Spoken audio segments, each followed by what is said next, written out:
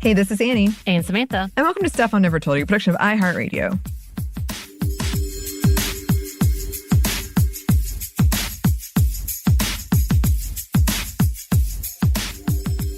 And welcome to another edition of Happy Hour. This is an update about my midlife crisis / a wine, except I don't have a wine at this point, I guess, because I am drinking a hard seltzer this time around.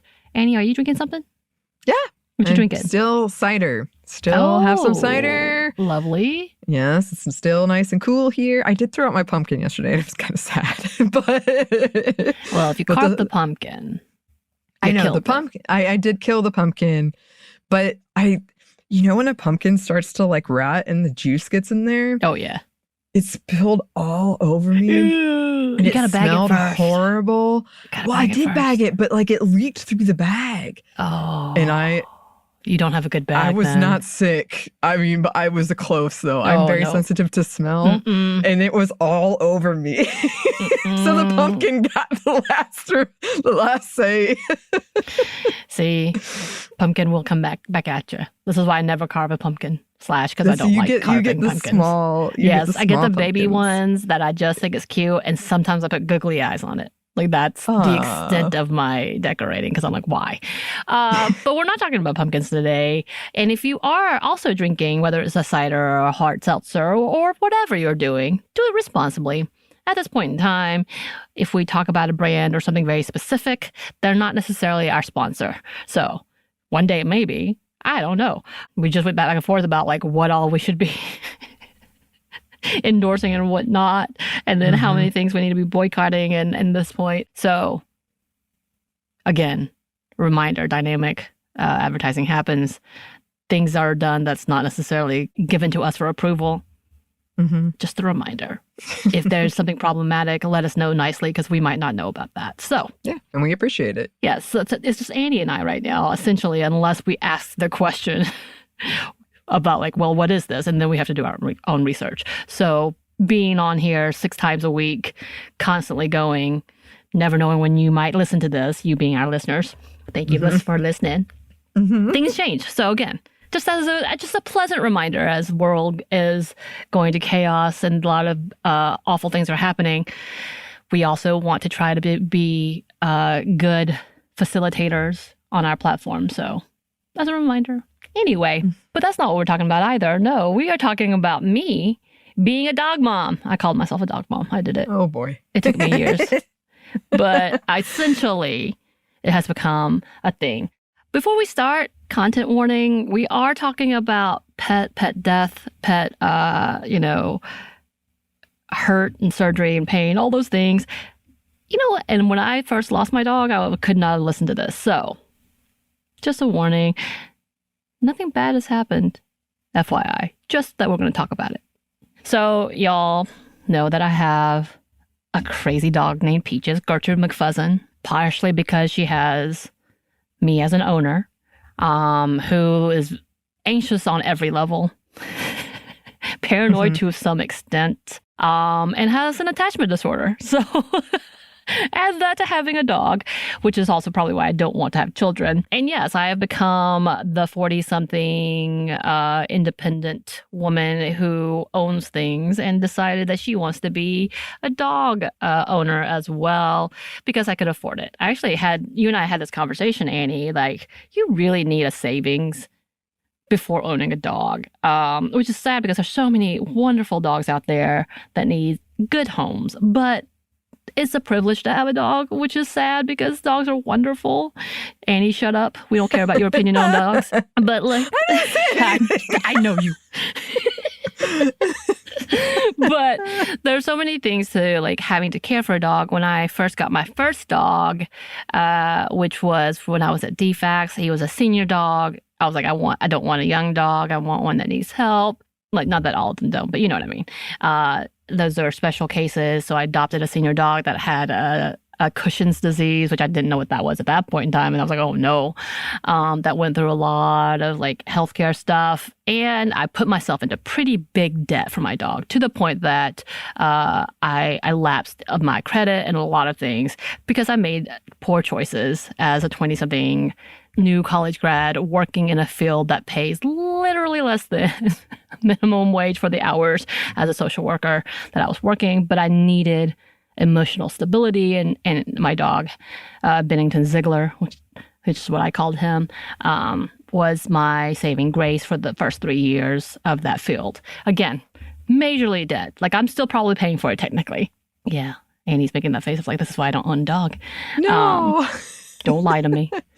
That's just a lot. It's a lot. But after he died, I was a mess. Like, I still tear up when I think about my dog. And how he died. Like, he didn't die tragically or anything, but it was just like so many things happened that I was like not able to see him. I'm tearing up now thinking about it. This has been like years too. I couldn't get another dog for several years because I was so attached to him, which I only had him for like 4 years technically, because it was the last 4 years of his life. His previous owner had died, and he'd gotten placed at a vet's till I adopted him. So like all these things finally got to the point that I'm like, I'm ready for a new dog. I don't want them to be older anymore. I can't take it. I need longer than 4 years. But I don't want a tiny puppy. And of course I wanted to adopt. And so I adopted Peaches Gertrude McFuzzin, I think in 2016, from our local animal shelter, which does a lot, but it's over capacity. So if anybody in Atlanta needs an animal, or anybody in Georgia, go adopt. Fulton County Animal Shelter, Lifeline, or wherever at your local shelter. Okay. Again, not sponsors, but I believe in their work. But yeah, so I adopted Peaches from there, and I didn't change her name because she was 9 months old at the point. I really like the name Peaches, so I kept it and I just added on Peaches Gertrude McFuzzin.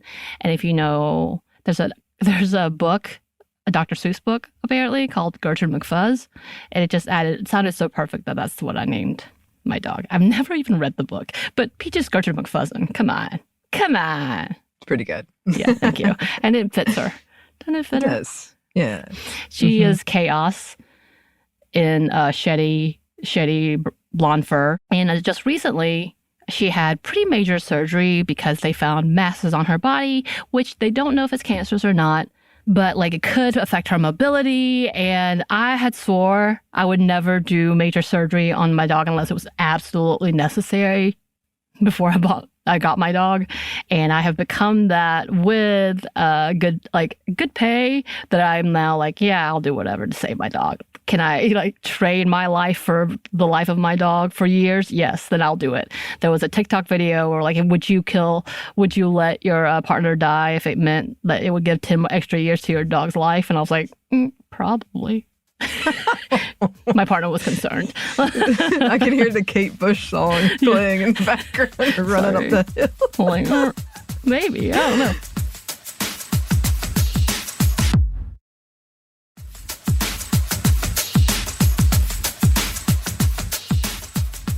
I love my dog, and I will have a probably giant breakdown when she does pass because I get severely attached to animals like that.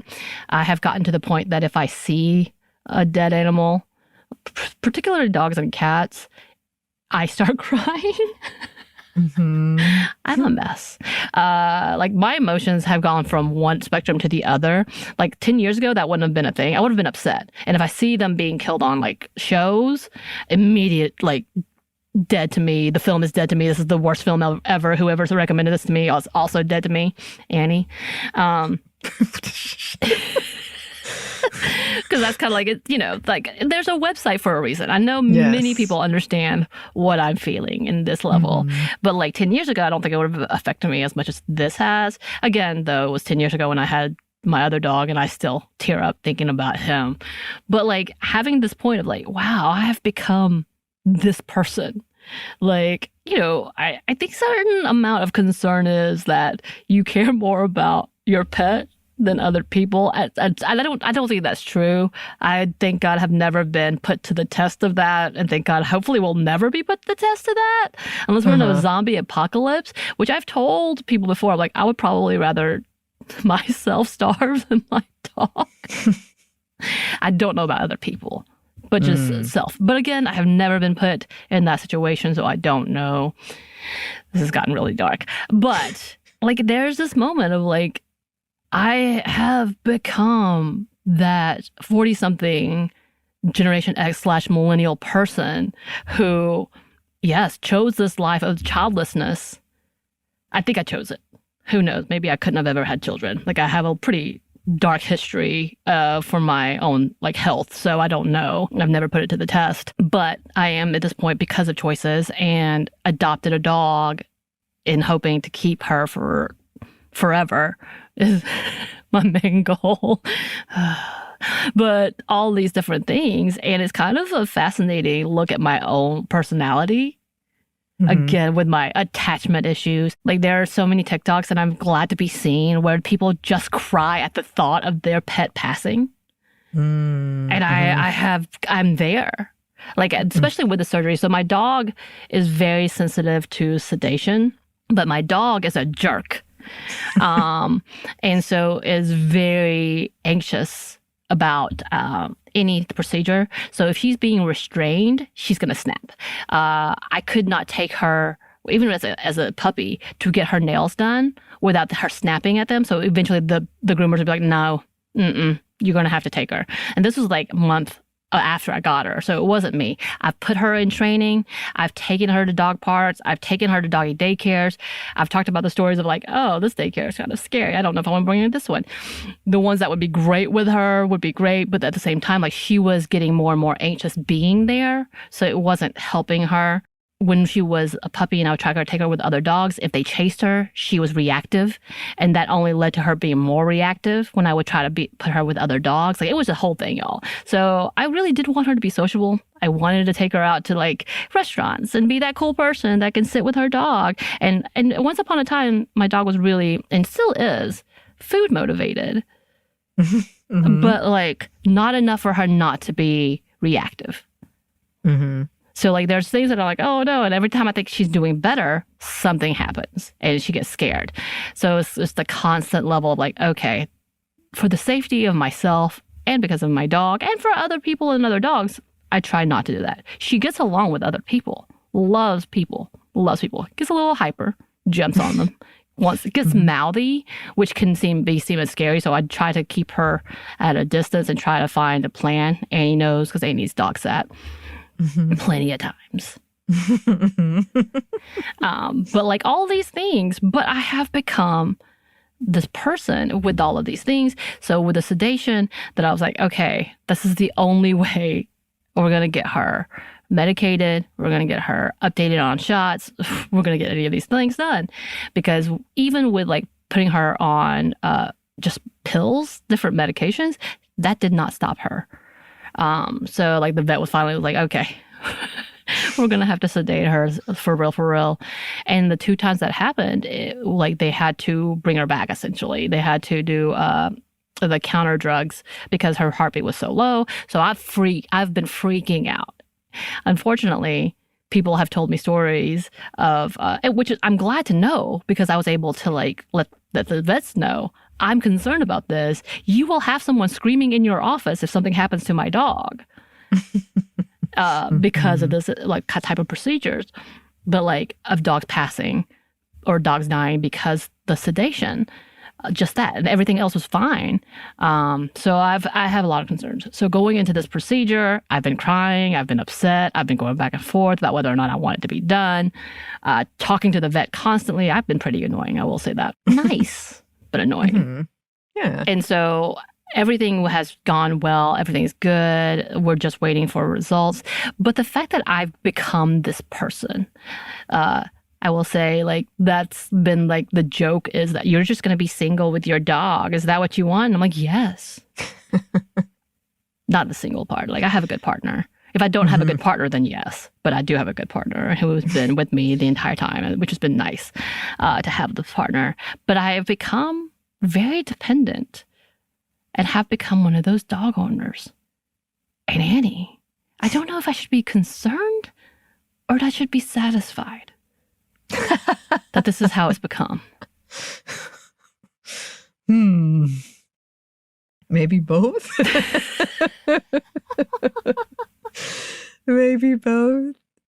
As a person who has none of those feelings, and you know me very well, I do. Do you think I have made some bad choices, good choices, or choices? I think you have made good choices. I think that, and this really became much sadder than we intended it to be, listeners. That's what happens with me. I think that it's the, is it better to have loved and lost than never to have loved at all? I think that you love Peaches and she's brought you a lot of joy. And that's great. But there's also the question of, is gonna hurt like hell? Yes. So I think that, I don't think you've done anything wrong. I think that's just one of that's why life sucks sometimes. Right? So the other debate to this is, I've been wanting a second dog. Again, though, in knowing that my dog is rough and a bit of a jerk, the only times that I've seen my dog do okay with other dogs is when they are submissive and smaller than her. Then she's fine. Like, she can chase them and they just have fun. The end. The few dogs, like there was a time that a friend of mine brought her dog over and it was a mess for the first day and a half. Like, it was bad. Like, we were like, oh no, what are we going to do? But then, like, after that, after all of the snarling, and they were like, I have a picture of them curling up together on chairs and chasing each other and having the best time ever. I'm like, what is this? And like, I'm like, is it worth that to get the second dog? Like, if we had anything, I would want a smaller puppy that is just easygoing, because if they react, the other dog reacts, she's going to react, which is not a good. And I don't want to put any dog in that position either. And it's selfish for me to want this. This is a selfish reason, because I'm like, I'm going to know I need that second dog if something happens to Peaches, or I'm going to lose it. Right. Again, very selfish. I get it. But yeah, like, my dependency of my dog depending on me is so high that I kind of, I'm scared and anxious about like the future of without, which again, Mike Vet has said that she is very healthy. Everything looks good. Her teeth even look good. And she's around 9 now. Like, everything looks good on her. I can do her nails. I can bathe her. Like, everything like the vets or them can't do, I can do.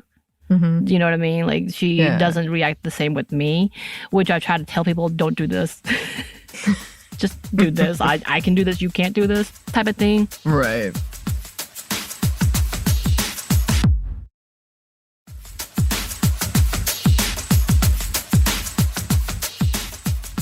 But like, there's so many things that I'm like, wow, in my level of mental instability, that the ups and downs that I've gone through, she has helped me out so much more than anything else, the dogs. And then again, this is where I'm like, oh, this is at the same time, I couldn't really name her a service dog. Like, right. I'm not going to lie about that, because she's like, she's a service to me. Right. But that's about the extent. Although she has been your comfort. I have seen this several times. The way that you two will gather together for a fanfic. And you she does kind of read my fanfic. Yeah, and then she sits there and you just yell at her and she just stares at you like, what? And both of you seem to enjoy that. All you do is just say her name repeatedly in a loud way. She's like, huh? And you're like, but Peaches! For nothing. Because that's my fanfiction. No, it's funny because I have one of those digital frames, and quite often pictures of Peaches pop up on there, and it makes me laugh. You're welcome.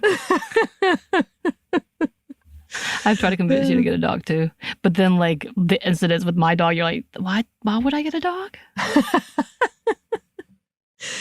Yeah, I tried to convince you to get a cat. Yeah, you're not the only one on that boat. I've got a lot of people I got a lot of people tooting that horn. I mean, our ex-super producer, Andrew, Yeah. I'm sure would be a big proponent to like you getting a cat because they're very independent. We need one that will be a snuggly one too, though, for you. Yeah. My favorite cats were like the very affectionate cats. Yeah. It's a hit and miss with cats too. I will say it's a hit and miss with dogs, I mean, too, but like not as much as cats. But yeah, like I'm trying to turn you into the one of us, so I don't feel so alone. You are not. I feel like I am the outlier on this. I have a few friends who just doesn't like, are very particular or don't like animals as much, which is quite funny to me. I'm like, huh, how did I end up with y'all? Yeah. There's at least 3 of you. Yeah. 4. But I feel. Oh wow. I feel like I'm really good. I'm really good with Peaches though. Like it's not. Peaches loves you. Yeah. I like, but it's like that kind of the argument of like being the cool aunt. I like come and I'm like, hi. Then I go home. We're gonna share this moment together, but then bye. You don't try to like get her riled up either, so that's nice. There's a few who will try to rile her up. Yeah. I'm like, don't do that. Okay, you did that. I'm gonna let you go, I guess. But like, I'm like, if you don't do that, she's not like this. Why are you doing this? Right. There's only a few people who do that actually, but they also love doing that. And so I'm like, okay, as long as you're not getting hurt, I guess. But yeah, but like spending all this money, it was a lot of money, like unexpected, not unexpected, but like things I would never have paid. I could have never paid for. Again, like I did that one time. It hurt me for 10 years, like if not still, because I really could not afford it. And I'm like, wow, this sucks. And this is that level. I believe in the UK, because I think that someone wrote to us about this before, that they have pet insurance, like automatic, and it's actual pet insurance. And I'm like, oh, what is it? Oh, that must be nice. Yeah, we're filling out our benefits right now, and it is not like that. There is pet insurance, but it is not for you. It's not automatic. It is a lot of money, and from what I've seen from other users who have pet insurance, it's a hit and miss about whether or not it actually covers anything. Because as we know, the U.S. insurance is corrupt. And it's not for people. It's for the companies to make money. Yep. That's a whole other show. Indeed. But anyway, thank you for letting me vent and whine about, and also like, you know, giving me some of my anxieties of my pet. Because it's been a lot. It's been like, as you know, Anney, the surgery happened, which I forgot to tell people. Because I didn't want to sound like that obsessive dog person. A. B. When something stressful happens for me, I don't tell people till after the fact. Because I need to like internalize it. And I have to figure out what's going on and how I feel about it.